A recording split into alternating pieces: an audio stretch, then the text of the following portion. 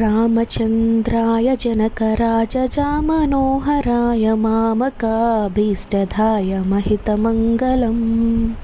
रामचन्द्राय जनकराजजामनोहराय मामकाभीष्टदाय महितमङ्गलम्। कोसलेशाय मन्दहासदासपोषणाय वासवादिविनुत सद्वरादमङ्गलम्। चारुकुङ्कुमोपेतचन्दनादिचर्चिताय हारकटकशोभिताय भूरिमङ्गलम्। ललितरत्नकुण्डलाय तुलसीवनमालिकाय जलदसदृशदेहाय चारुमङ्गलम्।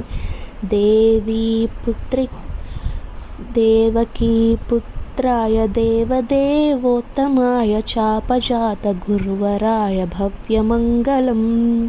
पुण्डरीकाक्षाय पूर्णचन्द्रवदनाय अण्डजातवाहनाय अतुलमङ्गलम्।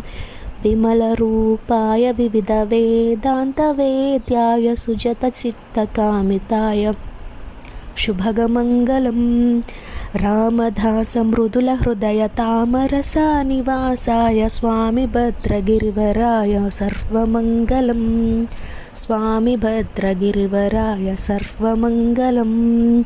स्वामी भद्रगिरिवराय सर्वमङ्गलम्।